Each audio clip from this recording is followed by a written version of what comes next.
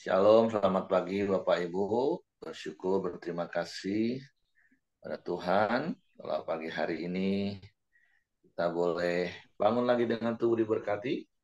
Bersyukur kita boleh datang menyembah Tuhan, meninggikan, mengagungkan nama Tuhan. Bersyukur buat kemurahan, kebajikan Tuhan yang terus mengikuti kita seumur hidup kita. Bapak, kami bersyukur, kami berterima kasih kepadamu pagi hari ini. Sungguh oleh karena kemurahan-Mu kami boleh ada hari ini. Kami boleh menikmati kebajikan-Mu sepanjang hari-hari kami. Suatu pagi hari ini kami datang menyembah-Mu, meninggikan, mengagungkan Engkau. Sebab hanya Engkau yang layak dipuji. Hanya Engkau yang layak disembah. Sebab Engkau Allah yang ajaib dan dahsyat bagi kami. Terima kasih Tuhan, terima kasih. Oleh karena kemurahan Tuhan, ku ada sampai hari ini. Oleh karena kebaikan Tuhan, janji-Mu terjadi bagiku. Sekali lagi katakan, oleh karena kemurahan-Mu Tuhan.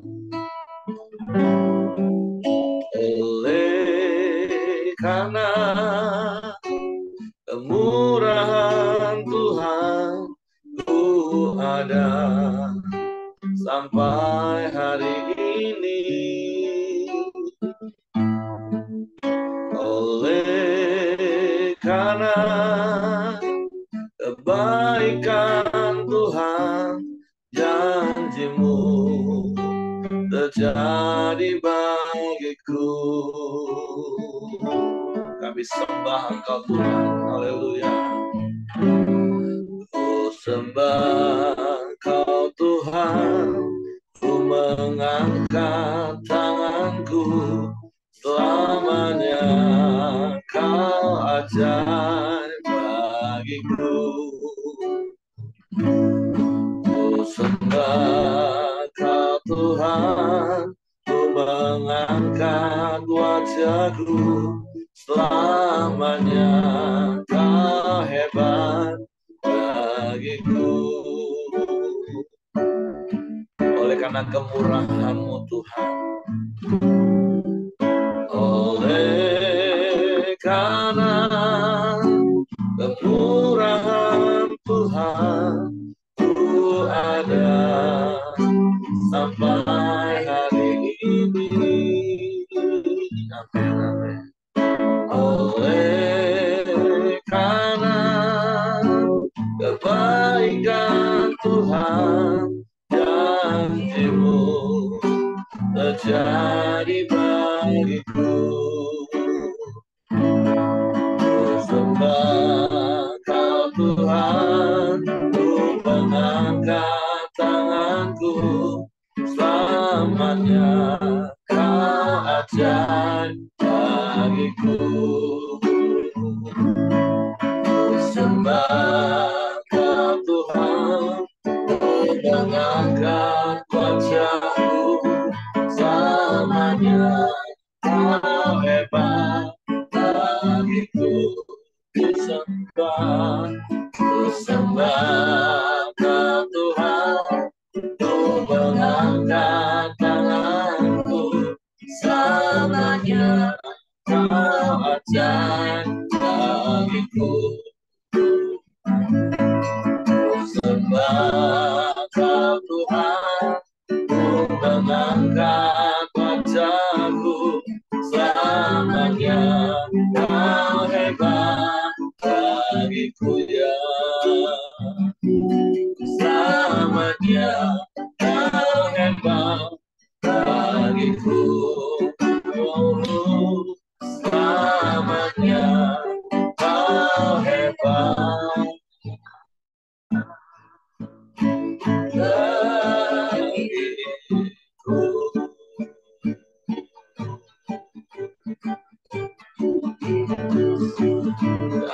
sembah, kami pujikan, kami tinggikan namamu.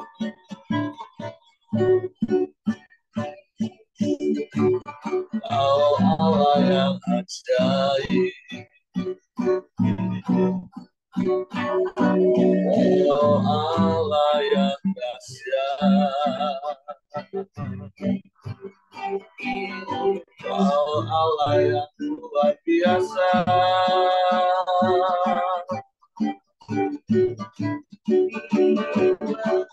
Tiada yang mustahil bagimu. Kau ajaib.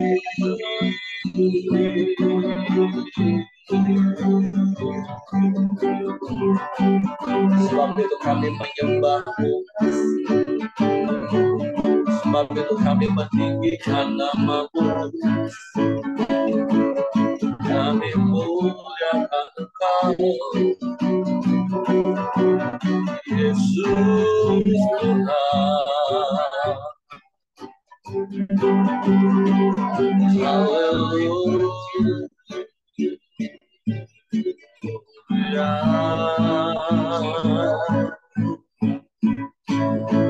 Kami menyembah,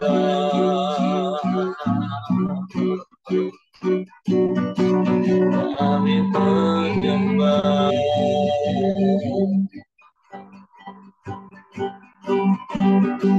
kami tinggikan namamu,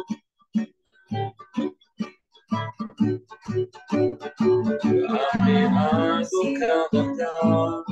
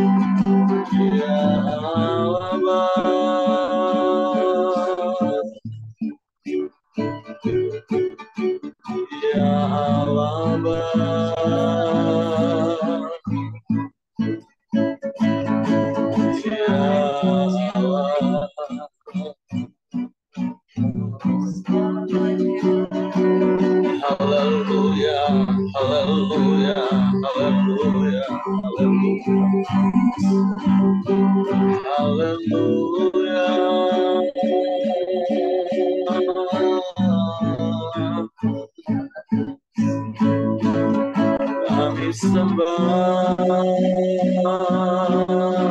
kami sembah, kami puji, kami muliakan namamu, Yesus Tuhan.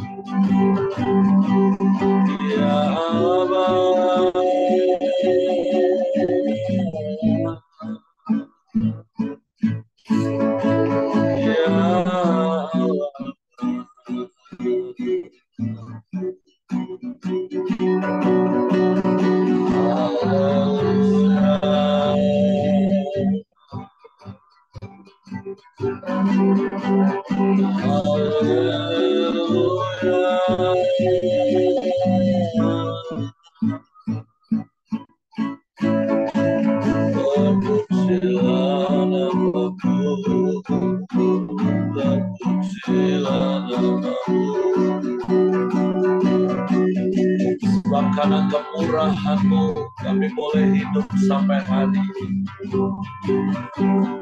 Karena kebaikan-kebaikan-Mu kami menikmati hidup kami hari-hari.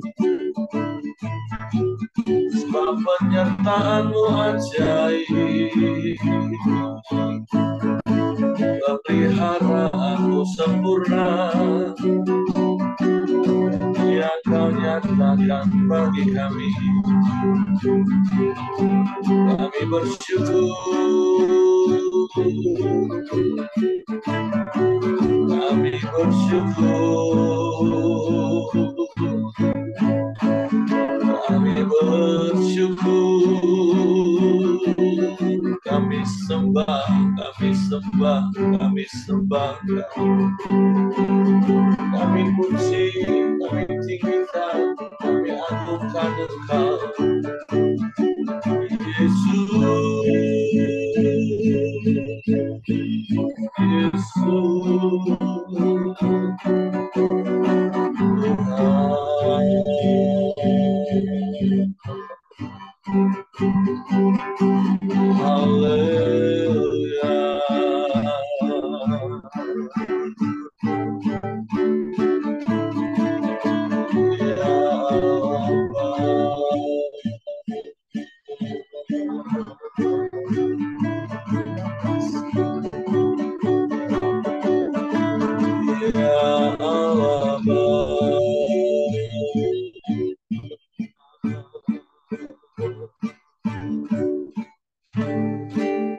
Haleluya,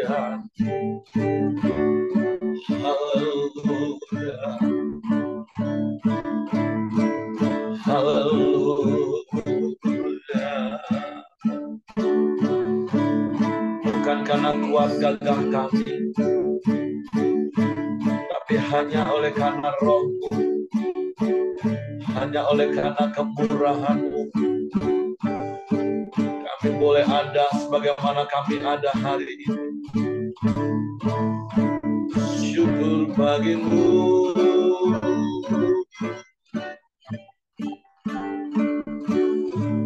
syukur bagi-Mu,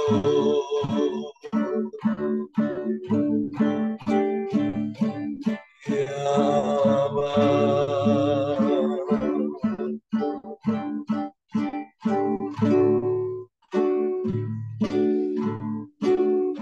Bukan dengan kekuatanmu,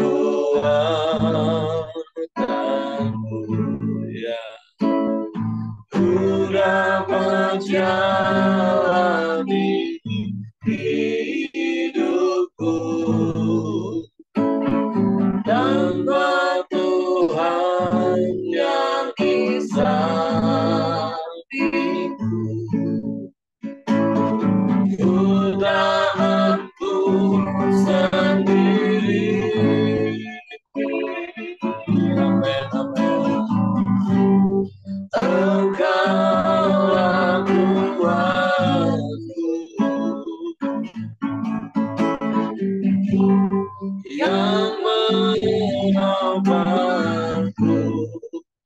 Ku pandang wajah-Mu dan berseru, Yesus, pertolonganku datang dari-Mu.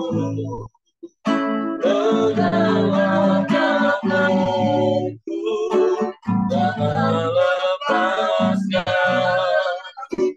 Kaulah harapan dalam hidupku. Amin, amin, haleluya. Bukan dengan kekuatanmu, ku dapat jalani hidupku, ya, tanpa Tuhan yang di sampingku. Ku tak mampu sendiri.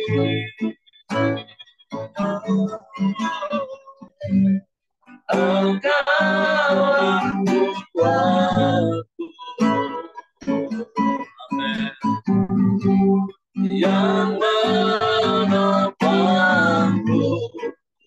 Ku wajah-Mu, dan berseru Yesus, pertolonganku datang dari-Mu. Peganglah tanganku, jangan lepaskan, Kaulah harapan dalam hidupku ya. Ku pandang wajah-Mu yang berseru Yesus, pertolonganku datang dari-Mu.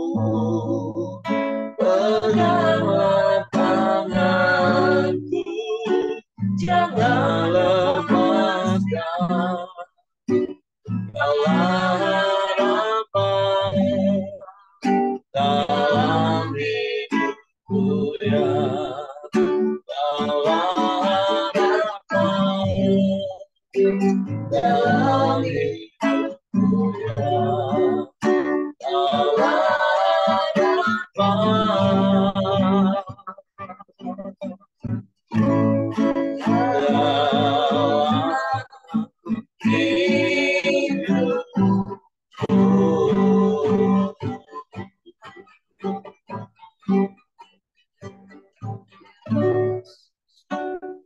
Sungguh Engkaulah harapan dalam hidup kami, dan Engkaulah sumber kekuatan bagi kami. Kami bersyukur buat kemurahan-Mu yang terus Kau nyatakan dalam hidup kami, sehingga kami boleh ada sebagaimana kami ada pagi hari. Karena sungguh bukan karena kuat gagah kami, tapi karena ada Engkau Yesus yang mengasihi kami, yang menyatakan kemurahan-Mu dengan limpahnya dalam hidup kami. Waktu kami mau terus hidup di dalam kemurahan-Mu, menikmati bait-Mu, menikmati kasih, menikmati kuasa-Mu dan firman di sepanjang umur hidup kami, dengan kami taat dan setia kepada-Mu. Bapak, terima kasih buat pagi hari ini. Kami mau siapkan hati kami lagi untuk firman. Roh Kudus, tolong kami untuk mengerti, untuk kami memahami firman, sehingga kami percaya firman dan kami melakukannya dalam hidup kami. Dalam nama Yesus kami sambut firman-Mu. Haleluya, haleluya. Amin. Oke, shalom, selamat pagi Bapak Ibu. Semalam Pak Ramli hubungi saya. Beliau minta tolong untuk digantikan karena kondisi tubuhnya kurang sehat. Karena beberapa malam beliau kurang tidur, mungkin banyak pekerjaan. Jadi sebenarnya dia minta digantikan, cuma karena sudah malam, takutnya teman-teman yang lain juga nggak siap. Jadi pagi hari ini sih berharap beliau bisa bangun dengan tubuh yang sehat. Tapi nanti kita doakan. Ya, hari ini kita masuk di dalam Hakim-Hakim, pasalnya yang ke-6. Kita akan mulai belajar tentang pribadi yang bernama Gideon. Di dalam Hakim-Hakim pasal 6, dengan judul perikop, Gideon diangkat menjadi hakim. Tetapi orang Israel melakukan apa yang jahat di mata Tuhan. Sebab itu, Tuhan menyerahkan mereka ke dalam tangan orang Midian 7 tahun lamanya. Dan selama itu orang Midian berkuasa atas orang Israel. Karena takutnya kepada orang Midian itu, maka orang Israel membuat tempat-tempat perlindungan di pegunungan, yakni gua-gua dan kubu-kubu. Setiap kali orang Israel selesai menabur, datanglah orang Midian, orang Amalek, dan orang-orang dari sebelah timur, lalu maju mendatangi mereka. Berkemalah orang-orang itu di daerah mereka dan memusnahkan hasil tanah itu sampai ke dekat Gaza dan tidak meninggalkan bahan makanan apapun di Israel, juga domba atau lembu atau keledai pun tidak.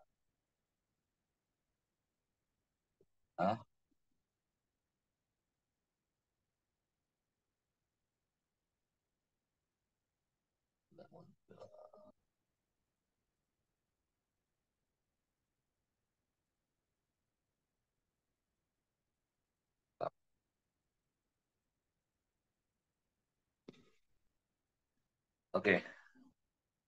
Tadi ada yang sudah ya. Setiap kali orang Israel, oke, berkemahlah orang-orang itu di daerah mereka dan memusnahkan hasil tanah itu sampai ke dekat Gaza dan tidak meninggalkan bahan makanan apapun di Israel. Juga domba atau lembu atau keledai pun tidak.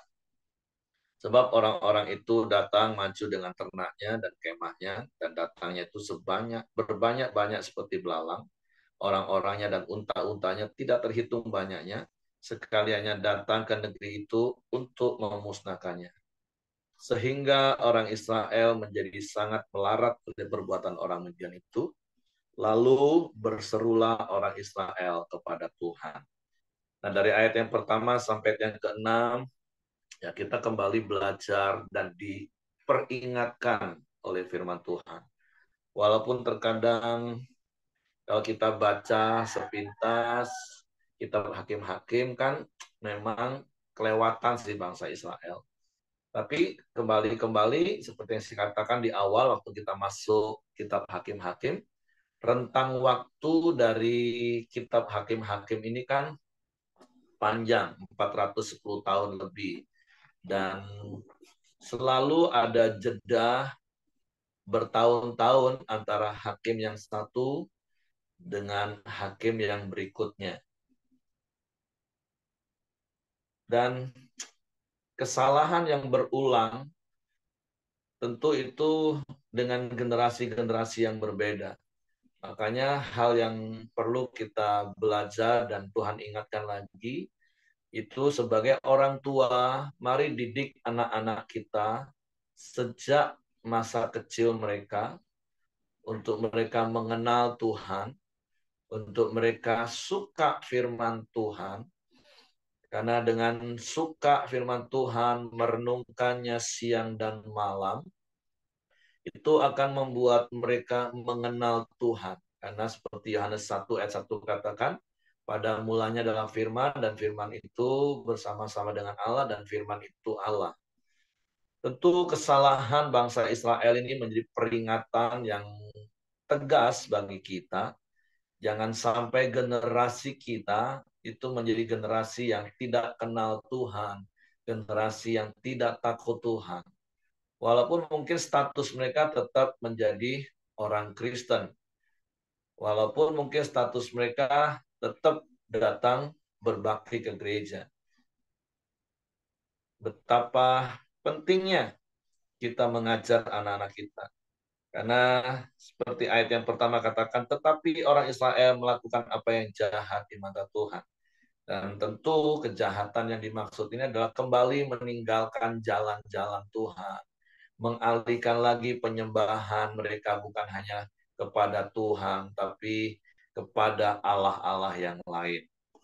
Dan tentu sekali lagi, ini bukan Tuhan yang menghukum. Ini jangan sampai kita mempunyai prinsip dan paradigma yang salah, Tuhan menghukum. Tapi artinya setiap tindakan dan perbuatan kita itu membuat kita harus menanggung akibatnya, dampaknya.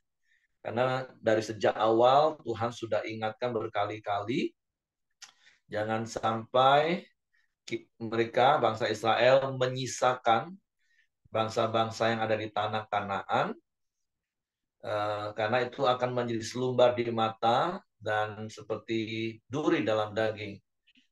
Dan terus Tuhan juga peringatkan, kalaupun anggaplah mereka terluput, tidak dimusnahkan sama sekali. Kan Tuhan ada peringatan yang kedua sebenarnya. Jangan engkau mengawin dengan mereka.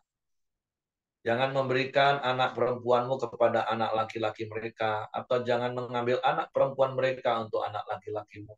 Sebenarnya Tuhan itu sudah kasih peraturan-peraturan yang bagian kita sih tinggal taat saja melakukannya. Tapi itulah manusia dengan free will, dengan kehendak bebasnya, yang memang adalah manusia berdosa. Jadi ingat prinsipnya Bapak Ibu, sejak Tuhan, Adan dan Hawa di Taman Eden, firman Tuhan katakan semua manusia berdosa. Dan kecenderungan hati mereka adalah berbuat jahat. Nah, ini kebenaran yang harus kita mengerti pagi hari ini. Dalam artian seperti ini, bukan kita mau memaklumi bangsa Israel, tapi kan konteks waktu itu memang mereka orang berdosa yang memang cenderung hatinya selalu berbuat dosa. Nah, dan itu adalah hal yang berbeda dengan kita, Bapak Ibu. Kita bukan orang berdosa. Ini yang harus diingatkan lagi pagi hari ini. Kita orang benar. Dan sebagaimana orang berdosa itu kecenderungan hatinya berbuat dosa, maka sebaliknya kita orang benar, maka kecenderungan hati kita itu adalah berbuat kebenaran. Nah, jadi seperti khotbah saya minggu kemarin, terus kemarin di Komsel Kasih kami juga bahas lagi. Kita ini harus mempunyai keyakinan di dalam kesadaran penuh bahwa kita ini bukan orang berdosa yang kecenderungan hatinya berbuat dosa. Artinya buat dosa itu menjadi sebuah gaya hidup, berbuat dosa itu menjadi hal yang biasa, seperti bangsa Israel jatuh, bangun, jatuh, bangun, jatuh, bangun. Bukan, kita ini orang benar karena kita dibenarkan oleh Allah. Sehingga seharusnya kecenderungan hati kita adalah berbuat kebenaran. Walaupun sekali lagi tentu bukan berarti kita nggak bisa kepleset dan kemudian jatuh dalam dosa. Bisa, ada kemungkinan karena iblis akan terus menipu, menggoda kita, berusaha menjatuhkan kita. Tapi sama seperti khotbah saya hari Minggu kemarin, kita juga harus tetap menjadi seperti Daud. Ketika Tuhan menegur hidup kita, menempelak dosa kita, maka harusnya kita cepat bertobat. Nah, kan kita nggak perlu nunggu sampai kejadian seperti bangsa Israel ditindas oleh bangsa Midian, setiap panen gagal. Artinya begini Bapak Ibu, ketika kita mengeraskan hati, kita ini tahu nih ini dosa. Makanya sekali lagi saya mengingatkan statement di Kempria, dosa adalah dosa. Dosa bukan cuma sekedar masalah. Nah, jangan sampai kita pikir, itu nggak apa-apa lah, itu cuma masalah lah. Jangan sampai kita harus menanggung akibat dari perbuatan dosa kita dulu, mengalami kerugian seperti bangsa Israel, mengalami persoalan-persoalan yang harusnya nggak kita alami, tapi karena itu akibat dari perbuatan kita, baru kita bertobat, baru berseru-seru pada Tuhan.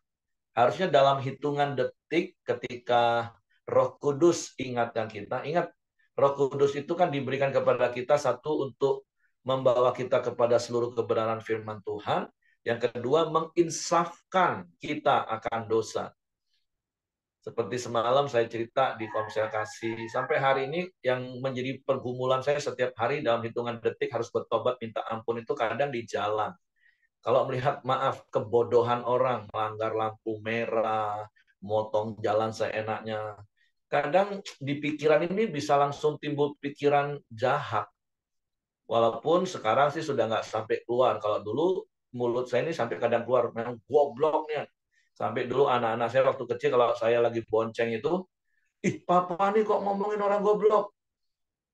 Wah, saya bilang memang dia goblok. Sudah tahu lampu merah diterobos. Karena saya pikir saya benar. Tapi kan bukan berarti kalau kita benar terus kita bisa boleh berbuat kesalahan, melakukan dosa dengan maki orang kan. Nah, ya kalaupun sampai hari ini pergumulannya nggak sampai keluar mulut, tapi pikirannya sudah mulai ngomongin hal yang jahat. Tapi dalam hitungan detik langsung cepat tobat, sadar, oh Tuhan ampun, kenapa pikiran aku masih ada pikiran jahat, mau maki orang seperti itu. Itu setiap hari hampir saya alami Bapak Ibu. Nah artinya seperti ini, saya nggak tahu pergumulan apa dalam tipuan iblis, godaan iblis dalam hal dosa, sehingga kita lakukan. Artinya itu tadi Bapak Ibu, ingat prinsip pertama kita ini orang benar, yang kecenderungan hatinya harusnya berbuat benar. Tapi kalaupun kemudian kepleset seperti apa yang saya alami, dalam hitungan detik harusnya cepat sadar bertobat, minta ampun Tuhan, ampuni pikiran jahatku tadi. Dan itu dilakukan berulang-ulang. Karena seperti yang pernah saya katakan, kekristenan itu bukan bicara tentang kesempurnaan. Kita nggak ada yang sempurna. Tapi kekristenan itu bicara pertobatan setiap hari, Bapak Ibu. Bahkan pertobatan setiap waktu. Nah, jadi jangan nunggu akibatnya dulu. Contoh, kemarin saya ngomong di konsekrasi. Kalau seandainya saya nggak bertobat, terus saya bukan cuma pikir jahat, karena saya anggap itu tetap benar, akhirnya muncul dalam mulut saya maki-maki orang. Terus kalau saya biarin gaya hidup seperti itu, saya nggak bertobat, lama-lama bukan cuman maki, mungkin bisa berantem. Nah, kan lucu. Wih, Pak Heri berantem di simpang lampu merah.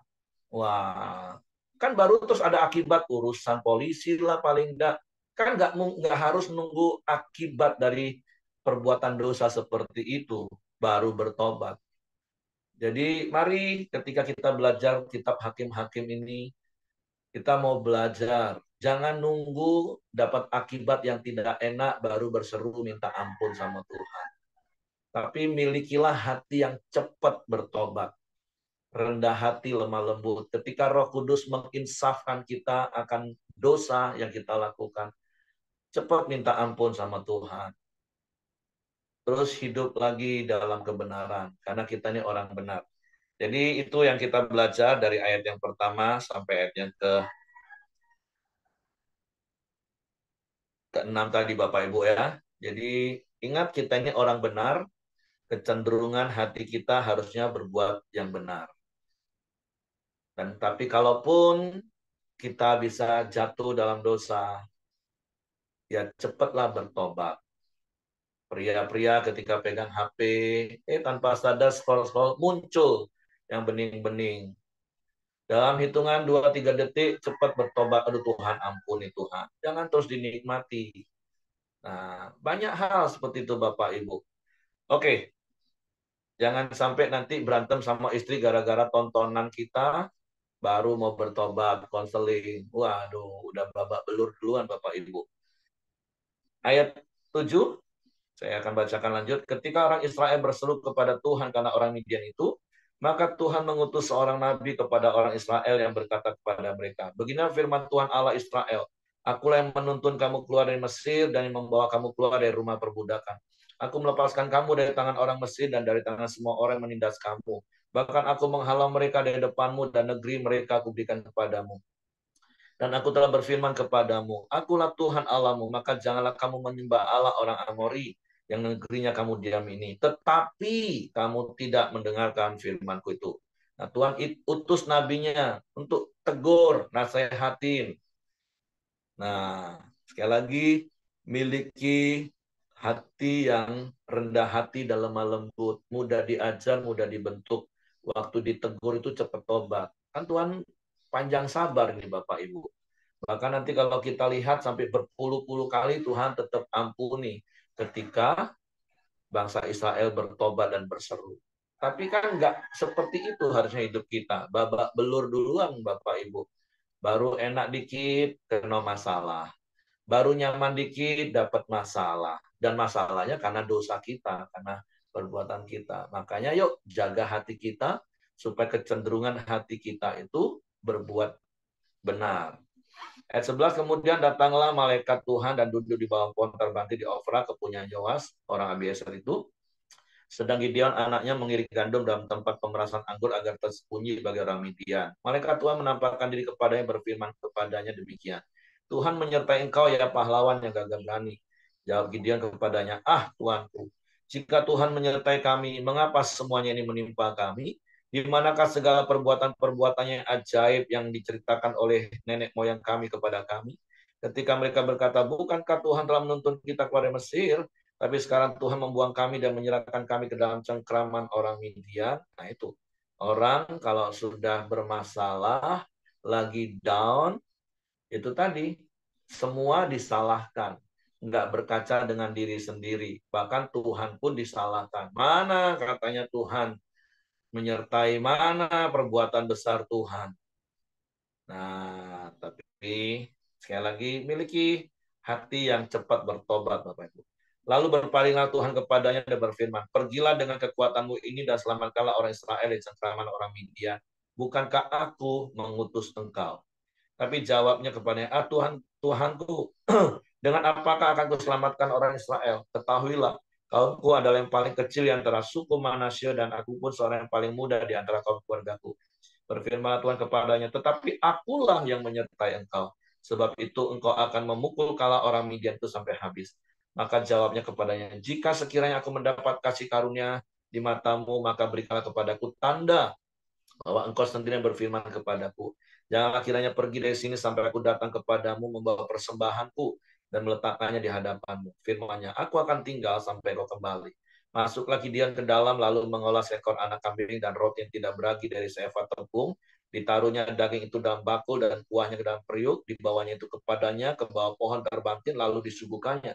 Berfirmanlah malaikat Allah kepadanya, ambillah daging dan roti yang tidak berdaging itu, letakkanlah di atas batu ini, dan curahkanlah kuahnya, maka diperbuatnya demikian. Dan malaikat Tuhan mengelurkan tongkat yang ada di tangannya, dengan ujungnya disinggungnya daging dan roti itu, maka timbullah api dari batu itu, dan memakan habis daging dan roti itu, kemudian hilanglah malaikat Tuhan di pandangannya.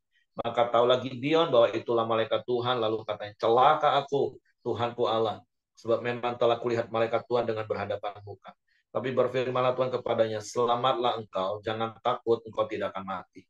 Lalu Gideon mendirikan mezbah di sana bagi Tuhan dan menamai Tuhan itu keselamatan. Mezbah itu masih ada sampai sekarang di Ofra, kota orang Abiezer. Pada malam itu juga Tuhan berfirman kepadanya, ambillah seekor lembu jantan kepunyaan ayahmu, yakni lembu jantan yang kedua berumur 7 tahun, runtuhkanlah mezbah Baal kepunyaan ayahmu, dan tebanglah tiang berhala yang di dekatnya. Kemudian didirikanlah mezbah bagi Tuhan Allahmu di atas kubu pertahanan ini dengan disusun baik. Lalu ambillah lembu jantan yang kedua dan persembahkanlah korban bakaran dengan kayu tiang berhala yang akan kau tebang itu. Kemudian Gideon membawa 10 orang hambanya, diperbuatnya seperti yang difirmankan Tuhan kepadanya.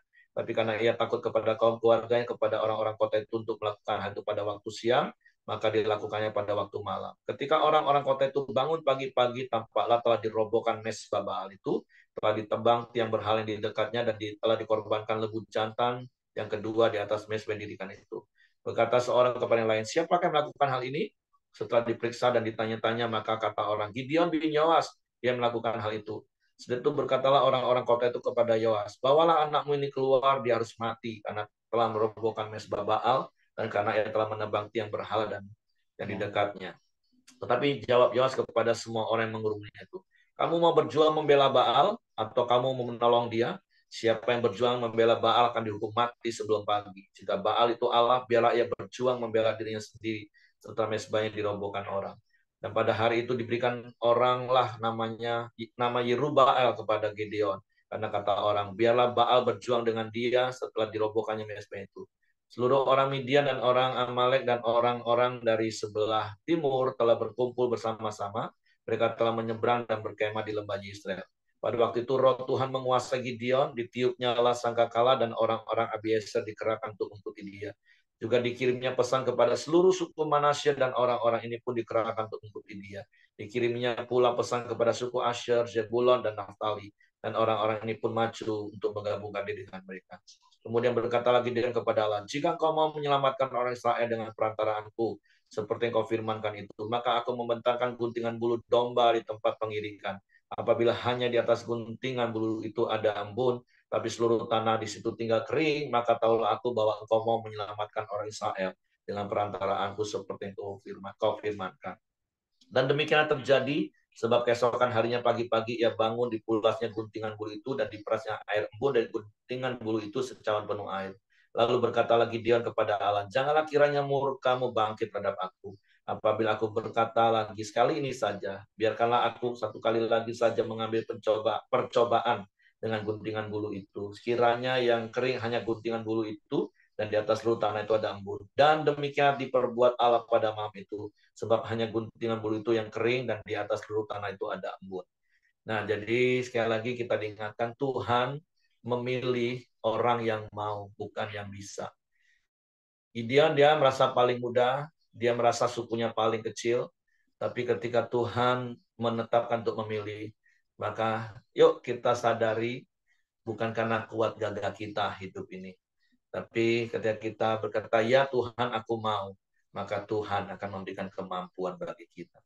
Sekali lagi Tuhan tidak mencari orang yang mampu, tapi Tuhan mencari orang yang mau. Dan ketika kita mau, maka Tuhan sendiri akan memberikan kemampuan bagi kita untuk melakukan semua yang Tuhan mau kita lakukan. Oke, itu saja pagi hari ini yang bisa saya sampaikan. Mungkin Bapak Ibu mau menambahkan apa yang didapat dari kisah ini. Tapi sekali lagi, yang saya mau ingatkan, kita orang benar, kecenderungan hati kita adalah berbuat kebenaran. Dan kalaupun kita kepleset, cepat minta ampun. Miliki kepekaan, Roh Kudus menginsafkan kita akan dosa. Karena itulah tugas Roh Kudus diberikan diam selamanya dalam hidup kita. Oke, Tuhan memberkati. Kalau tidak ada yang mau menambahkan, saya serahkan kepada Hengki. Ya, mari kita masuk dalam doa kita di pagi hari ini. Bapa yang baik, kami bersyukur kepadamu ya Tuhan. Terima kasih buat pagi hari yang indah ini ya Bapa. Setiap kami terus datang kepada Engkau ya Tuhan. Terus menyembah Tuhan, memuji Tuhan, dan meninggikan Tuhan. Biarlah segala hormat kemuliaan hanya bagi Tuhan. Terima kasih buat kebenaran firman-Mu ya Tuhan. Biarlah kami terus Tuhan berpegang teguh hanya kepada Engkau ya Tuhan. Kami mau hidup terus di dalam kebenaran firman-Mu ya Bapa. Kami mau Tuhan terus berjalan bersama dengan Engkau ya Tuhan. Kami percaya hanya di dalam Engkau lah Tuhan. Kami memperoleh keselamatan. Kami memperoleh damai sejahtera. Kami memperoleh sukacita ya Tuhan. Terima kasih ya Tuhan buat segala pengorbanan-Mu. Buat segala yang Kau telah perbuat dalam hidup setiap kami ya Tuhan. Tuhan telah menolong kami ya Tuhan. Terima kasih buat segala kasih setia Tuhan yang telah Tuhan berikan atas setiap kami ya Tuhan. Dan juga buat Pak Heri yang menyampaikan kebenaran-Mu, Tuhan juga berkati ya Bapa. Terima kasih di pagi hari ini juga kami sepakat, kami berdoa ya Tuhan buat perjalanan tugas Ibu Mirianti sama Pak Siregar di pagi hari ini ke Jember ya Tuhan. Biarlah Engkau Tuhan Allah yang melindungi, Engkau Tuhan Allah yang tutup bungkus perjalanan mereka. Jauhkan daripada roh-roh yang jahat ya Tuhan. Biarlah penyertaan Tuhan menyertakan mereka sampai di mana mereka bertugas ya Tuhan. Tuhan juga memberikan kesehatan, kekuatan yang terbaik kepada Bapak Ibu Siregar ya Tuhan. Terima kasih ya Tuhan, bahkan juga anak, cucu, menantu juga Tuhan berkati ya Bapak. Terima kasih Tuhan, kami serahkan keluarga Pak Siregar ke bawah tangan kuasa-Mu. Di pagi hari ini juga kami juga berdoa buat kesehatan Pak Dr. Ramli ya Tuhan. Tuhan juga memberi Pak Dr. Ramli kesehatan, kekuatan yang terbaik ya Bapa. Dan juga pemulihan atas tubuhnya ya Tuhan. Dan juga apapun yang dikerjakan ya Tuhan, Tuhan juga menyertai ya Tuhan. Terima kasih kami serahkan Pak Ramli, istri dan juga anak-anaknya ke bawah tangan kuasa-Mu ya Bapa. Dan juga setiap kami yang hadir di pagi hari ini ya Tuhan. Tuhan terus berkati kami ya Bapa. Tuhan terus ada di tengah-tengah keluarga kami. Tuhan berkati istri kami, suami kami, anak-anak kami, menantu cucu kami juga ya Bapa. Terima kasih ya Tuhan. Apapun pekerjaan dan usaha kami, Tuhan juga menyertai ya Tuhan. Terima kasih buat pagi hari ini ya Bapa. Dan juga kami terus berdoa buat bangsa dan negara kami Indonesia. Tuhan juga terus berkati bangsa kami, terus memberikan damai sejahtera atas bangsa ini ya Tuhan. Dan juga kesejahteraan atas bangsa ini ya Tuhan. Terima kasih, kami juga berdoa buat pemerintahan yang ada, Presiden kami ya Tuhan, bahkan Menteri, Gubernur, Bupati, Wali Kota ya Tuhan. Biarlah pemerintahan yang kami ada terus membangun bangsa Indonesia ini Tuhan. Dan juga melakukan yang terbaik buat bangsa ini ya Bapa. Untuk memajukan bangsa ini ya Tuhan. Terima kasih ya Tuhan, kami serahkan pemerintahan dan juga bangsa kami Indonesia ini ke bawah tangan kuasa-Mu ya Bapa. Mari kita masuk dalam doa Bapa kami. Bapa kami yang di surga, dikuduskanlah nama-Mu, datanglah kerajaan-Mu, jadilah kehendak-Mu di bumi seperti di surga. Berikanlah kami pada hari ini makanan kami yang secukupnya, Dan ampuni kami akan kesalahan kami, seperti kami juga mengampuni orang yang bersalah kepada kami. Dan janganlah membawa kami ke dalam pencobaan, tapi lepaskanlah kami daripada yang jahat. Karena Engkau yang punya kerajaan dan kuasa dan kemuliaan sampai selama-lamanya. Pak Heri, silakan tutup dalam doa. Bapak, kami juga mau berdoa pagi hari ini, melepaskan shalom bagi kota kami, bahkan khususnya kejahatan geng motor hari-hari ini meningkat. Tuhan, kami berdoa, biarlah takut akan Tuhan ada di dalam kota kami. Tuhan juga tolong aparat TNI, Polri, keamanan, untuk dapat mengamankan orang-orang yang berbuat jahat di kota ini, Tuhan. Sehingga masyarakat kota Jambi tetap tinggal dalam damai, sejahtera, dan ketentraman. Kami berdoa sebagaimana firman-Mu mengajar kami, untuk kami berdoa dan mengusahakan kesejahteraan kota di mana Engkau menempatkan. Sebab itu kami berdoa melepaskan shalom atas kota Jambi. Ada keamanan Tuhan dalam nama Yesus Tuhan. Supaya geng-geng motor yang ada di Jambi juga dapat ditumpas, dibersihkan. Biarlah Tuhan yang memimpin, menuntun aparat keamanan kami, Tuhan. Tuhan, terima kasih buat hari baru penuh berkat, penuh kemenangan, dan sukacita yang Kau jadikan bagi kami. Kami serahkan hidup kami sepanjang hari ini ke dalam tangan-Mu. Tutup bungkus kami dengan kuasa darah Yesus. Malaikat naga tempat tinggal kami menyertai keluar masuk kami sepanjang hari ini. Dan kami menikmati pemeliharaan dan penyertaan dan kemurahan-Mu bagi kami. Terpujilah nama-Mu. Kiranya kasih karunia Bapa, damai sejahtera dari Yesus Kristus, serta pimpinan persekutuan Allah Roh Kudus menyertai kita sekalian mulai hari ini sampai Maranatha, ya Yesus datang kali yang kedua. Di dalam berkat nama Tuhan Yesus Kristus. Haleluya. Amin. Oke, semangat pagi, selamat beraktivitas. Tuhan memberkati. John masih, Pak John masih berantem. Enggak, tadi anak saya ada terjadi shift, jadinya nggak takut cepat-cepat saya buka pintu.